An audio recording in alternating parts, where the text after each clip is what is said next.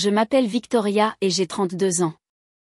Je travaille comme experte principale dans une entreprise de cosmétologie qui fabrique des cosmétiques professionnels coûteux. Le salaire est vraiment bon, suffisamment bon pour que j'ai acheté mon propre appartement il y a 2 ans. Maintenant, je pense à quelque chose de plus grand, une maison de campagne au bord du lac où je pourrais me détendre les week-ends et les vacances. L'idée me ronge depuis des semaines. Je me vois assise sur une terrasse, regardant l'eau, ayant enfin un endroit qui m'appartient entièrement pour me détendre. Le travail devient parfois fou, et le bruit de la ville ne s'arrête jamais. Une maison au bord du lac serait parfaite. J'ai décidé de parler de ce projet à ma famille lors d'un dîner. Ma situation est un peu compliquée, alors laissez-moi vous expliquer. Mes parents ont divorcé quand j'avais 12 ans. Après cela, j'ai vécu 2 mois avec mon père, puis 2 mois avec ma mère, comme ça, en aller-retour. C'était épuisant, honnêtement. Papa s'est remarié juste 1 an après le divorce. Sa nouvelle femme, Sarah, est devenue ma belle-mère, et elle avait un fils nommé Jake, qui avait 4 ans de moins que moi. J'avais 13 ans quand ils se sont mis ensemble, et Jake n'avait que 9 ans. Au début, j'ai pensé que ce serait bizarre, mais Sarah s'est avérée incroyable. Elle n'a jamais essayé de remplacer ma mère, mais elle a toujours été là pour moi. Jake et moi sommes aussi devenus très proches. Il était comme le petit frère que je n'ai jamais eu. Ma mère a mis plus de temps à se remettre. Elle s'est remariée 3 ans après le divorce avec un type nommé Richard. Il avait une fille nommée Amanda qui avait 2 ans de plus que moi, donc elle avait 17 ans quand ils se sont mariés. J'avais 15 ans à l'époque, et honnêtement, je ne me suis jamais bien entendue avec aucun d'eux. Richard a toujours été froid avec moi et Amanda agissait comme si j'envahissais son espace. J'avais l'impression d'être une étrangère dans cette maison. Toute la situation me faisait redouter ces 2 mois avec ma mère. Quand j'étais chez papa et Sarah, j'avais l'impression de faire partie d'une vraie famille. Sarah m'aidait à faire mes devoirs. Jake m'embêtait pour jouer aux jeux vidéo avec lui. Et papa semblait plus heureux qu'il ne l'avait été depuis des années. Mais chez maman, j'avais l'impression de marcher sur des œufs en permanence. Quand j'ai eu 16 ans, j'ai enfin trouvé le courage d'en parler à ma mère. « Maman, je pense que je veux vivre avec papa à plein temps », lui ai-je dit un soir. Je m'attendais à ce qu'elle soit contrariée ou qu'elle discute avec moi, mais au lieu de cela, elle a simplement hoché la tête et dit « Si c'est ce que tu veux, Victoria ». En y repensant, je jure qu'elle avait l'air soulagée, comme si j'étais un fardeau dont elle ne voulait plus s'occuper. Ça m'a blessée, mais j'étais aussi contente d'avoir enfin une stabilité dans ma vie. Alors, j'ai emménagé chez papa, Sarah et Jake de façon permanente. Je voyais encore ma mère occasionnellement, mais nous communiquions principalement par SMS. Elle semblait plus intéressée par Amanda de toute façon, surtout après qu'Amanda se soit mariée et ait eu un enfant. Ma mère est devenue une grand-mère à plein temps, postant toujours des photos de la fille d'Amanda sur Facebook et parlant de sa fierté. J'ai obtenu mon diplôme de fin d'études secondaires en vivant chez papa et Sarah.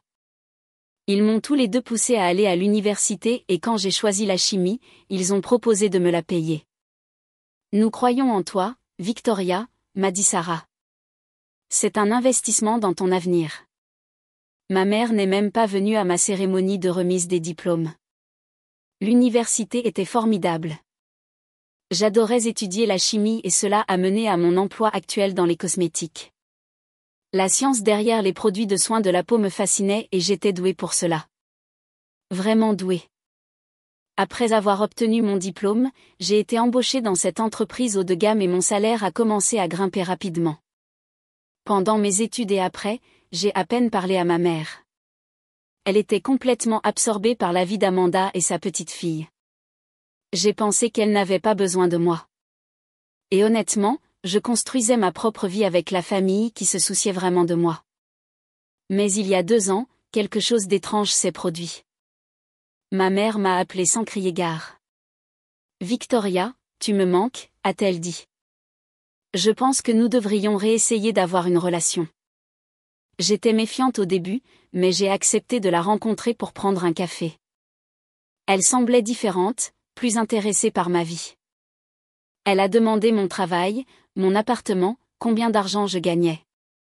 J'ai pensé qu'elle voulait enfin être une vraie mère pour moi.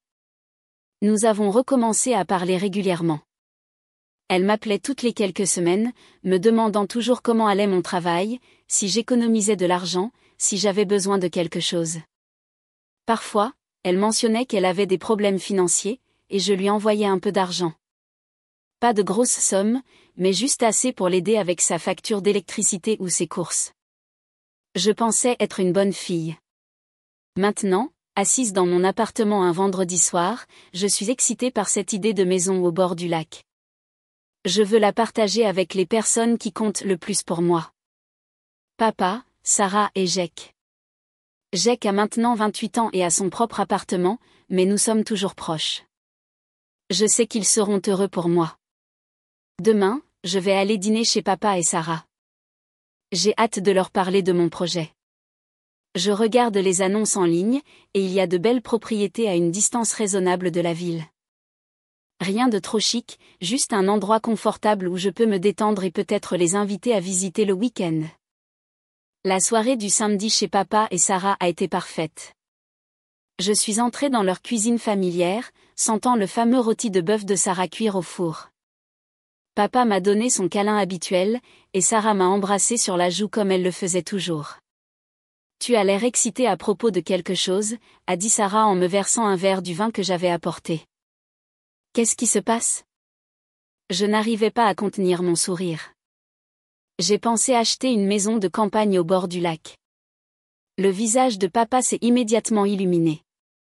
Victoria, c'est fantastique. Tu as travaillé si dur pour ça. Vraiment ? Je me sentais comme une petite fille à nouveau, cherchant leur approbation. Je veux dire, c'est un achat important, mais j'ai économisé, et avec mon salaire actuel, je peux assumer le prêt hypothécaire. Sarah a applaudi.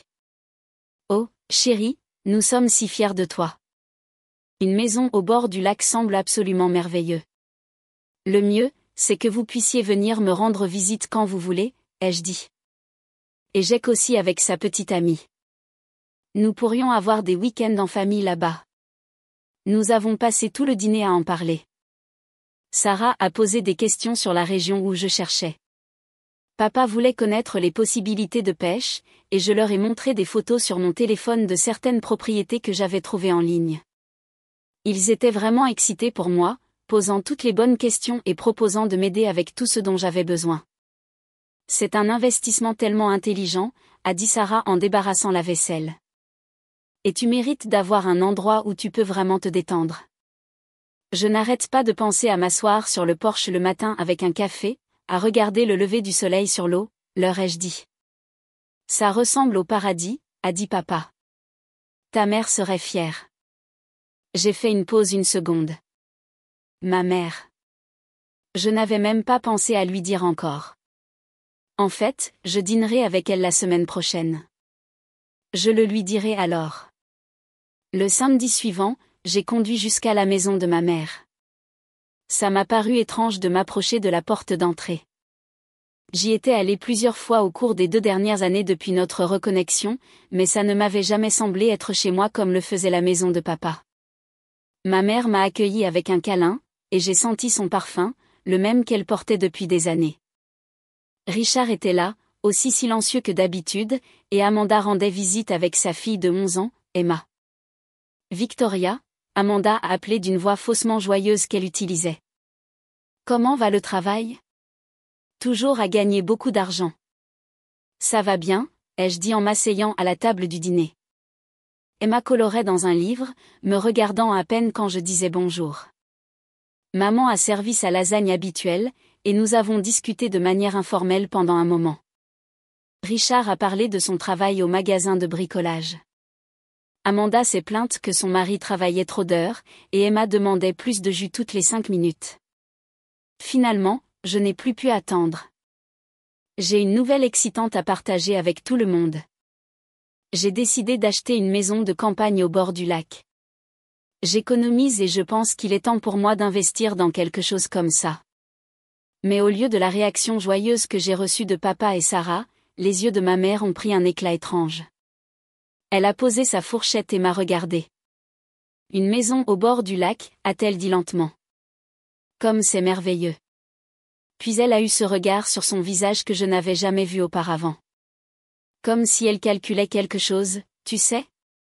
A-t-elle dit en se penchant en avant. Mon 60e anniversaire est dans 4 mois. Cela pourrait être le moment parfait. Tu pourrais me donner la maison comme cadeau d'anniversaire. Ce serait un cadeau si généreux et nous pourrions tous l'utiliser. Tu pourrais toujours venir ici le week-end. Bien sûr. J'ai failli m'étouffer avec mon eau. Maman, c'est un cadeau vraiment cher. Je comptais acheter cette maison pour moi. Son visage s'est immédiatement affaissé. Pour toi. Mais Victoria, pense à quel point ce serait bien pour nous tous d'avoir un endroit où aller. Richard et Amanda et Emma pourraient l'utiliser aussi. Je veux dire, vous êtes tous les bienvenus à visiter, ai-je dit prudemment. Mais je veux la posséder moi-même. Amanda a ricané. Allez, Victoria. Tu gagnes bien ta vie. Ne sois pas avare avec maman. Ce n'est pas une question d'avarice, ai-je dit, sentant mes joues chauffer. C'est juste une décision raisonnable. Une maison est un cadeau énorme. L'expression de ma mère est devenue froide. Je pense que tu devrais réfléchir très attentivement à ce que je t'ai demandé, Victoria. La famille devrait passer avant tout. Le reste du dîner a été gênant. Ma mère a changé de sujet et a agi normalement, mais je pouvais sentir la tension dans la pièce. Richard continuait de me lancer des regards désapprobateurs, et Amanda avait ce sourire suffisant comme si elle pensait que j'étais ridicule. Quand je suis rentrée chez moi ce soir-là, je me suis versé un grand verre de vin et je me suis assise sur mon canapé, essayant de comprendre ce qui venait de se passer. Ma mère s'attendait à ce que je lui achète une maison. Une maison qui coûterait probablement plus de 300 000 $. Plus j'y pensais, plus je me mettais en colère. J'avais travaillé comme une folle pour arriver là où j'en étais. J'avais économisé chaque centime que je pouvais, vécu prudemment, et planifié cet achat. Et elle pensait que je devrais simplement le lui donner comme cadeau d'anniversaire. J'ai pensé à toutes les fois où je lui avais envoyé de l'argent au cours des 2 dernières années. 50 $ par-ci, 100 par-là. Je pensais aider ma mère par amour, mais maintenant je me demandais si elle ne m'avait pas testé, voyant combien elle pouvait obtenir de moi. Quand j'ai fini mon vin, j'avais pris ma décision. Je n'allais pas donner une maison à ma mère. Il était tout à fait inapproprié qu'elle demande quelque chose d'aussi cher. Si elle voulait une maison au bord du lac, elle pourrait économiser et en acheter une elle-même. Je me suis senti mieux après avoir pris cette décision. Le lendemain matin, j'ai appelé mon ami David, qui travaille comme agent immobilier. Salut, tu te souviens quand je t'ai dit que je voulais regarder les propriétés au bord du lac? Je pense que je suis prête à sérieusement m'y mettre. Absolument, a-t-il dit. Je vais commencer à rassembler quelques annonces. Quel est votre budget? Nous avons parlé pendant 1 heure de ce que je voulais. Quelque chose de confortable, pas trop grand, avec un bon accès au lac à moins d'1 heure de la ville. David a promis de m'appeler dès qu'il trouverait de bonnes options. 2 mois plus tard, David m'a appelé avec de l'enthousiasme dans la voix. Victoria, j'ai trouvé votre maison. Elle est parfaite pour ce que vous avez décrit, et elle vient d'arriver sur le marché. J'ai conduit là-bas le même jour pour la voir. Dès que je l'ai vue, j'ai su que David avait raison. C'était un petit cottage de 2 chambres avec une véranda entourant la propriété, sur un beau terrain juste au bord du lac. Le prix était au maximum de mon budget, mais avec un prêt hypothécaire, je pouvais le faire fonctionner. Je la veux, ai-je dit à David avant même d'avoir fini la visite. 3 semaines plus tard, je me tenais devant ma nouvelle maison au bord du lac, tenant les clés à la main. Je n'arrivais pas à croire que c'était vraiment à moi. Les papiers du prêt hypothécaire étaient signés, la transaction était conclue, et je possédais une maison au bord du lac. J'ai pris un selfie de moi-même devant la maison et je l'ai posté sur Facebook avec la légende « Les rêves deviennent réalité ». J'ai enfin ma maison au bord du lac. Quand mon téléphone a sonné, c'était ma mère. « Victoria, je viens de voir ton post. » La voix de ma mère venait du téléphone, tranchante et en colère. Pourquoi ne m'as-tu pas consulté avant d'acheter une maison? J'ai arrêté de marcher dans mon nouveau salon et j'ai regardé le lac. Me consulter? Pourquoi aurais-je besoin de faire ça? Parce que je vais avoir cette maison de toute façon, a-t-elle dit comme si c'était évident. Tu as de la chance que j'aime celle-ci. J'ai soupiré lourdement. Maman, nous en avons déjà parlé. Je ne te donne pas ma maison comme cadeau d'anniversaire. Tu es égoïste, Victoria, a-t-elle claqué. Je rêve d'une maison de campagne depuis des années. Tu as beaucoup d'argent, et cela signifierait tout pour moi. Puis elle a commencé à pleurer. Vraiment pleurer comme un enfant faisant une crise de colère. Je n'arrive pas à croire que ma propre fille ne fera pas cette seule chose pour moi, a-t-elle sangloté. Avant que je puisse même répondre, elle m'a raccroché au nez. J'ai fixé mon téléphone pendant 1 minute, puis j'ai secoué la tête et je l'ai rangé. C'était ridicule. Je ne la rappellerai pas pour gérer sa manipulation. 2 semaines plus tard, j'étais de retour chez papa et Sarah pour dîner. J'avais besoin de leur parler de ce qui s'était passé avec ma mère. C'est complètement inacceptable, a dit Sarah en secouant la tête. Victoria, dis-moi s'il te plaît que tu n'y songes pas. Bien sûr que non, ai-je dit, mais elle m'envoie constamment des messages. Regardez ça. Je leur ai montré certains des SMS que ma mère envoyait. Message après message sur combien elle était fatiguée de la vie en ville, combien elle méritait un endroit pour se détendre, combien je devrais penser à la famille d'abord. C'est du chantage émotionnel, a dit fermement Sarah. N'y cède surtout pas. Papa a été silencieux pendant 1 minute, puis m'a regardé sérieusement. Victoria, ta mère ne t'a jamais fait passer en premier. Pas quand tu étais enfant. Pas maintenant. Tu ne lui dois pas une maison. Leur soutien m'a fait me sentir plus forte. J'avais ignoré la plupart des messages de ma mère, ne répondant qu'à ceux qui ne concernaient pas la maison. Mais à l'approche de son anniversaire, les messages se sont aggravés. Finalement, le jour de sa fête pour son 60e anniversaire est arrivé, j'ai décidé de lui faire un beau cadeau, quelque chose de significatif, mais raisonnable. Je suis allée chez un concessionnaire et je lui ai acheté une petite voiture d'occasion, rien d'extraordinaire, mais plus récente que ce qu'elle conduisait et en bon état. Cela m'a coûté environ 15 000 $, ce que j'ai trouvé généreux. J'ai demandé qu'on emballe les clés dans une petite boîte à bijoux. La voiture resterait chez le concessionnaire jusqu'après la fête. Puis nous irions la chercher ensemble. Quand je suis arrivée chez ma mère pour la fête, elle m'a serré dans ses bras et semblait vraiment heureuse de me voir.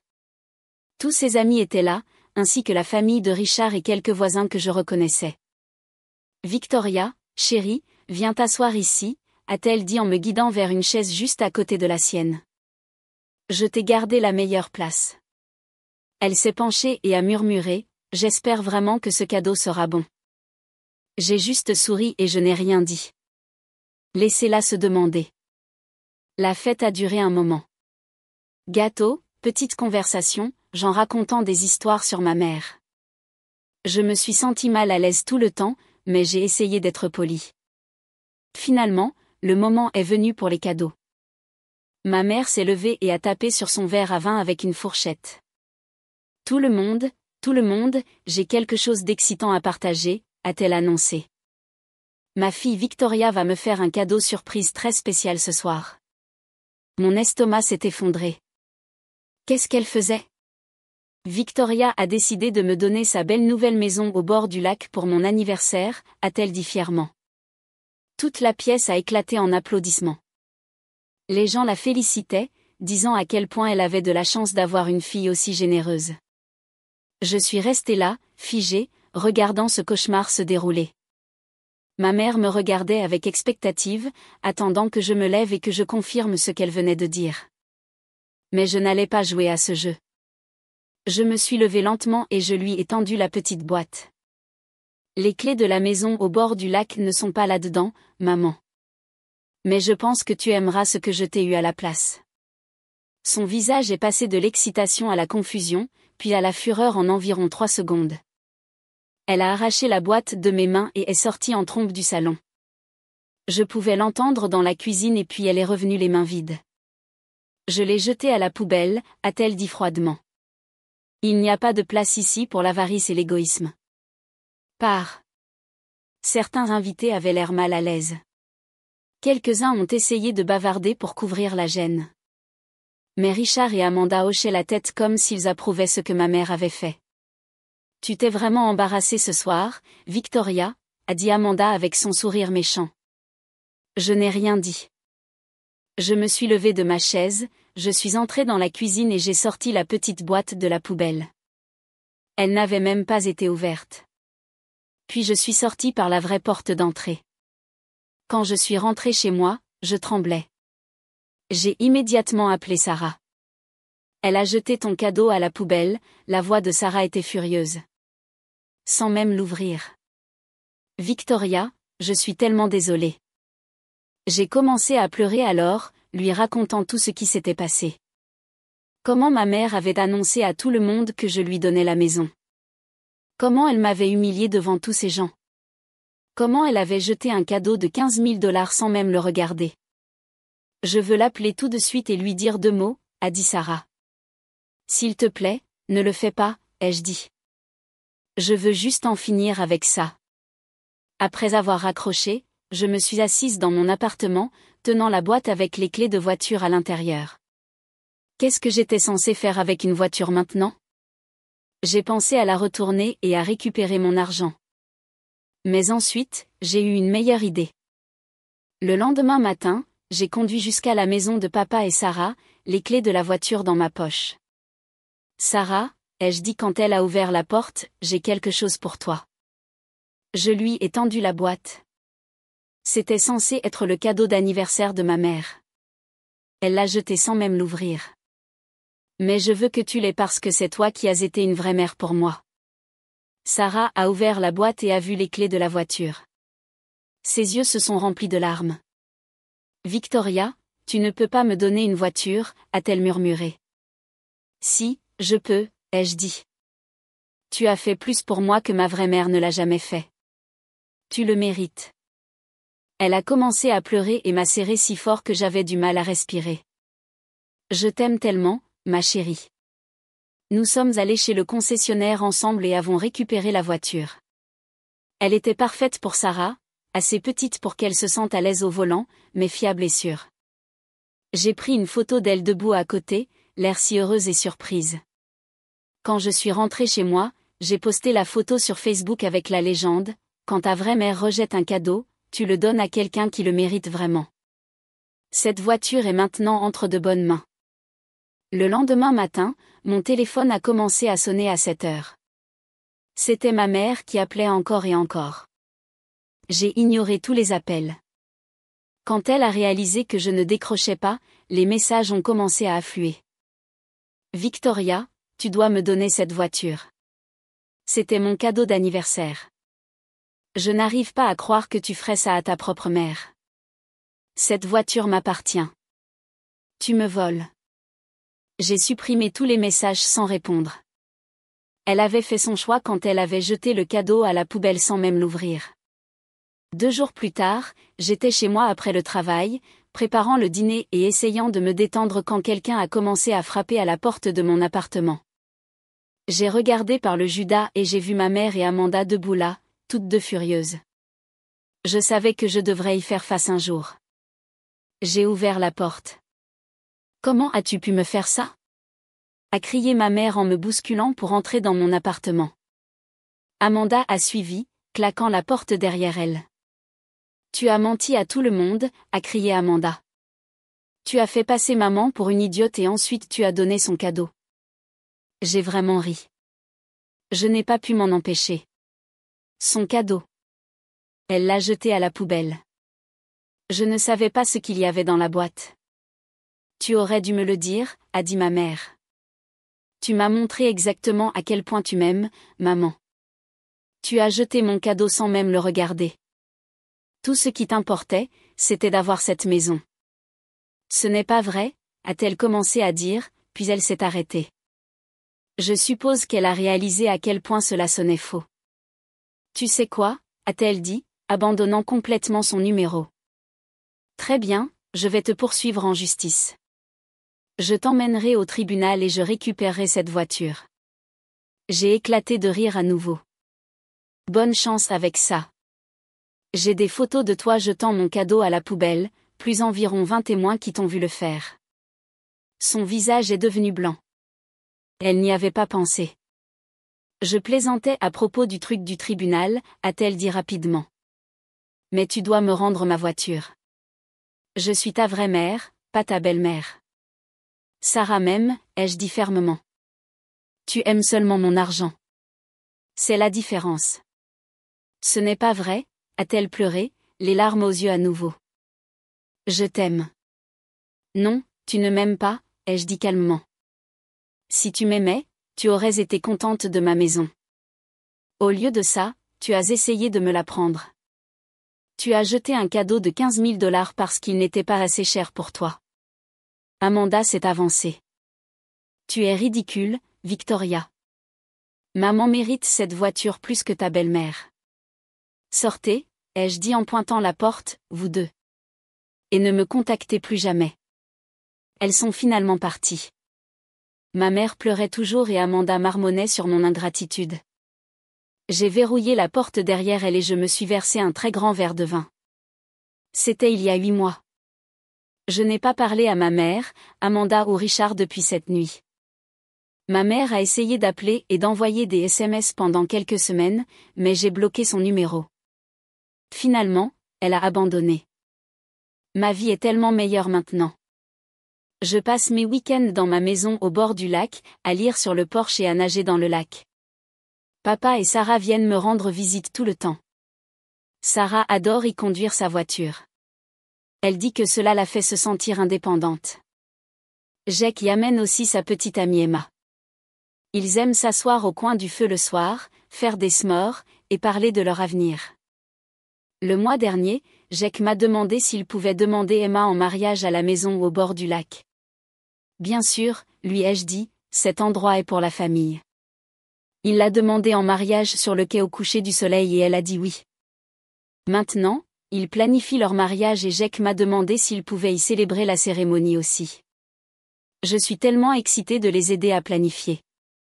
Sarah parle déjà de décorer le porche avec des fleurs et d'installer des tables dans le jardin. Papa veut accrocher des guirlandes lumineuses entre les arbres. Ce sera magnifique. Parfois, je pense à ma mère et je me demande si elle regrette jamais ce qu'elle a fait. Mais honnêtement, le drame ne me manque pas. Sa demande constante d'argent ou ses culpabilisations sur les obligations familiales ne me manquent pas. Je ne me manque pas d'avoir l'impression de ne jamais être assez bien, sauf si je lui faisais un chèque. Sarah m'appelle toutes les semaines juste pour discuter. Pas pour demander quelque chose, juste pour voir comment je vais. Papa m'envoie des mèmes drôles et des photos de poissons qu'il a attrapés. Jack m'envoie des photos de lieux de mariage et me demande mon avis. C'est ce que ressent une vraie famille. Le drôle, c'est que si maman avait été simplement heureuse pour moi à propos de la maison, si elle avait été solidaire comme une vraie mère devrait l'être, je l'aurais probablement invitée à visiter tout le temps. Elle aurait pu profiter de la maison au bord du lac sans la posséder. Mais elle ne pouvait pas supporter l'idée que j'ai quelque chose qu'elle ne contrôlait pas. Le week-end dernier, Sarah et moi étions assises sur le porche au coucher du soleil, buvant du vin et regardant l'eau. Elle me parlait d'un livre qu'elle lisait, et je l'écoutais juste et me sentais reconnaissante. Tu sais ce que j'aime le plus dans cet endroit ? Ai-je dit. Qu'est-ce donc, ma chérie ? C'est plein de gens qui veulent vraiment être ici avec moi, pas seulement des gens qui veulent quelque chose de moi. Sarah m'a serré la main. Tu le mérites, Victoria. Tu mérites d'être aimée pour qui tu es, pas pour ce que tu peux donner aux gens. Elle a raison. J'ai passé trop d'années à essayer d'acheter l'amour de ma mère, à lui envoyer de l'argent chaque fois qu'elle le demandait, en espérant qu'elle me voie enfin comme plus qu'un simple compte bancaire.